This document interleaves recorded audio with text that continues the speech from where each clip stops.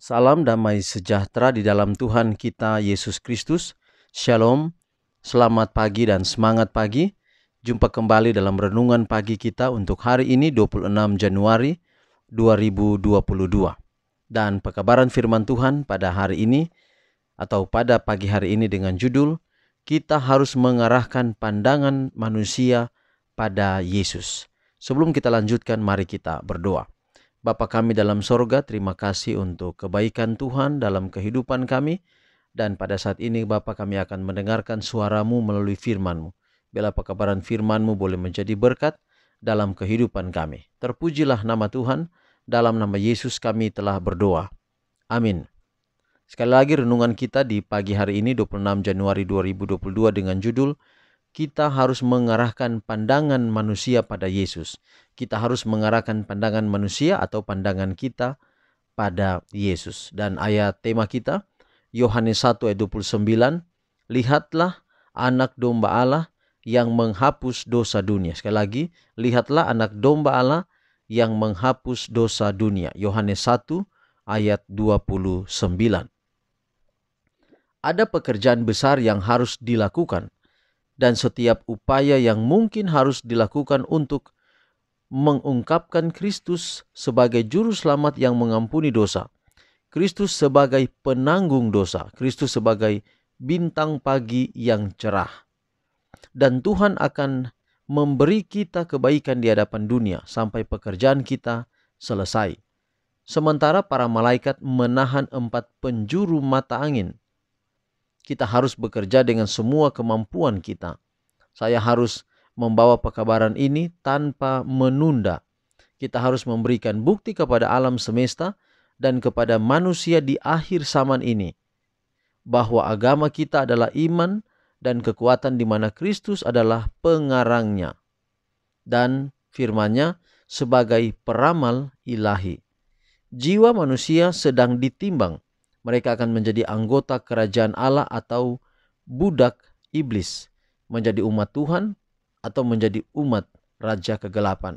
Semuanya memiliki hak istimewa untuk memegang harapan yang diletakkan di hadapan mereka dalam Injil. Dan bagaimana mereka bisa mendengar tanpa ada yang memberitakannya?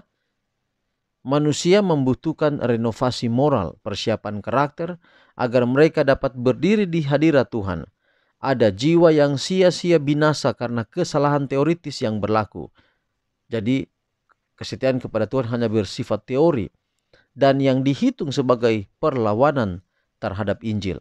Tidak ada pekerjaan di dunia kita yang begitu besar, begitu sakral, dan begitu mulia. Tidak ada pekerjaan yang begitu dihormati Tuhan selain pekerjaan Injil.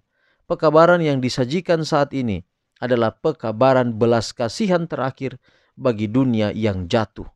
Mereka yang memiliki hak istimewa untuk mendengar Injil ini dan yang bersikeras menolak untuk mengindahkan peringatan tersebut, membuang harapan terakhir mereka untuk keselamatan. Tidak akan ada masa pencobaan kedua. Firman kebenaran ada tertulis adalah Injil yang harus kita beritakan. Tidak ada pedang api yang ditempatkan di pohon-pohon kehidupan ini. Semua yang mau mengambil bagian darinya. Jadi saudara, kita perlu memandang kepada Yesus.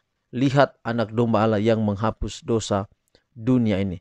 Yesus telah berkarya, karyanya ajaib dalam kehidupan kita. Dan itu adalah inisiatif Allah. Di mana Allah Bapa mengirimkan anaknya kepada kita, mati untuk kita. Dia menebus kita dari dosa kita. Dia menghapus dosa kita. Dia membebaskan kita dari penghukuman dosa. Jadi kalau kita pandang kepadanya, tidak salah pandangan kita. Bahwa kalau kita pandang kepada Yesus, hidup kita selalu ada dalam Yesus. Bahkan di dalam perenungan kita hari ini mencontohkan salah satu pandang pada Yesus adalah selalu berkata ada tertulis. Bukan karena pikiran kita, bukan pandangan kita, tetapi selalu pandangan firman Tuhan. Tidak ada pedang api ditempatkan di pohon-pohon kehidupan ini. Semua yang mau mengambil bagian darinya harus memandang Yesus, mengarahkan pandangan kepada Yesus. Memandang Yesus artinya bahwa semua apa yang kita alami, yang harusnya menjadi bagian kita, telah diambil alih oleh Yesus Kristus dalam kematiannya di kayu salib. Dan kalau kita payung mengatakan bahwa hanya anak domba Allah itu yang layak membuka meterai. Hanya anak domba itu yang layak. Kenapa layak? Oleh karena itu simbol daripada anak domba, itu simbol dari pengorbanan hewan yang dipersembahkan. Dan itu semua adalah pekerjaan yang Yesus lakukan. Tuhan memberkati pekabaran hari ini sebagai panggilan kepada kita. Maukah kita mengarahkan pandangan kita kepada Yesus? Jawablah kiranya dalam kehidupan saudara-saudara. Ambil keputusan untuk selalu mengarahkan pandangan kita, pandangan saya kepada Yesus. Tuhan berkati pekabaran hari ini menjadi berkat dalam kehidupan kita semua.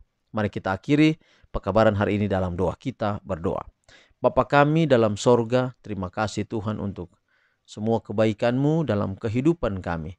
Walau dalam keadaan-keadaan hidup yang penuh dengan tantangan, tapi kami selalu memiliki kesempatan untuk belajar firman-Mu. Bila pekabaran hari ini boleh menjadi berkat dalam kehidupan kami, kami mau mengambil sebuah keputusan untuk selalu mengarahkan pandangan kami kepada Yesus, anak domba Allah yang menghapus dosa dunia. Terpujilah nama Tuhan, berkati semua kami yang mendengarkan, rencana hidup kami, problema-problema kami hadapi, Tuhan turut campur tangan. Kami sudah berdoa dalam nama Yesus Tuhan dan Juru Selamat kami.